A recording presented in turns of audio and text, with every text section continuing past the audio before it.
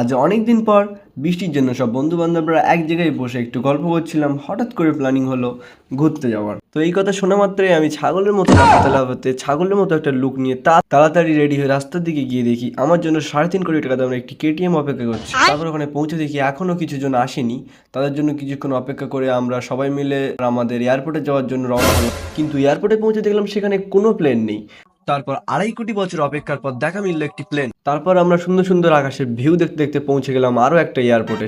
সেখানে গিয়ে তাড়াতাড়ি প্লেন থেকে নেমে দেখি ইতিমধ্যে দুটো বন্ধু আমার কাছে টাকা নেই বলে নিজেদের মধ্যে ঝামেলা করা শুরু করে দিয়েছে। তারপর আমিও ওদের ঝামেলায় আরো একটু পেট্রোল ছড়িয়ে দিয়ে ঝামেলাটা আরো বাড়িয়ে দিয়ে নিজের পকেটে 2-5 টাকা নিয়ে নিজের বয়সের থেকে 5 বছরের বড় সাঙ্গপাঙ্গ নিয়ে 3.5 কোটি টাকা দামে দুটো কেটিএম নিয়ে আমরা আবার রওনা দিই। কিন্তু কথাটা হচ্ছে আমরা যাচ্ছি কোথায়? তারপর মস্তিষ্কে একটু হালকা চাপ দিতেই মনে পড়ে গেল আমরা যাচ্ছি মৌখালির নতুন ব্রিজটি দেখতে। কিছুদিন ধরে অনেক বৃষ্টি হওয়ার কারণে রাস্তার মধ্যে অনেক বড় বড় সুইমিং পুল দেখা যাচ্ছিল। তো সেই সুইমিং পুলগুলিকে অনেক কষ্টে পার করার পর আমরা আপেল বাগান আঙুর বাগানের মধ্যে দিয়ে আবারও রওনা দিতে শুরু করি। তারপর গল্প করতে করতে রাস্তা দিয়ে যাওয়ার সময় দেখলাম রাস্তার পাশে অনেক সুন্দর সুন্দর রমণীরা দাঁড়িয়ে আছে। ইচ্ছা সত্যি কথা বলে ফেললাম রে।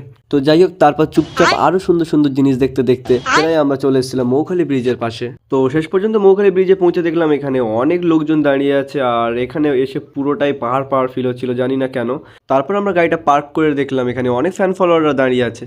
এই তোমরা যেন আবার ভেবো না আমার ফ্যান ফলোয়ার, মানে ফ্যান ফলোয়ার বাট অন্য লোকের। তো যাই হোক, তারপর আমরা সবাই মিলে কিছুক্ষণ ধরে ফটো তুললাম। তারপর আমরা আবার চলে গেলাম ক্যানিং এর দিকে। তারপর আমরা ক্যানিং এসে ভালো একটি ক্যাফে দেখে বড় রকম ভাব নিতে নিতে ক্যাফটাতে ঢুকে দেখলাম ক্যাফটি অনেক সুন্দর ছিল। ক্যাফটি অনেক সুন্দর হওয়া এখানকার খাবারের দামগুলো অনেক। তারপর আবার হঠাৎই মনে পড়ে গেল আমরা গরিব। তারপর আমরা গরিবের মতো হাতির দুধের চা ও বাঘের মাংসের পকোড়া অর্ডার করলাম, যেগুলোর টেস্ট অনেক বাজে ছিল।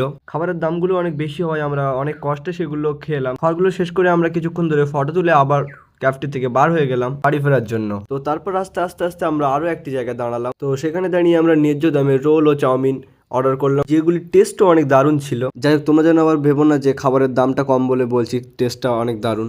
তারপর ফাইনালি সবাই পৌঁছে গেলাম বাড়িতে, আর আমি পৌঁছে গেলাম আমার 350 কোটি টাকা দিয়ে বানানো আমার রুমে।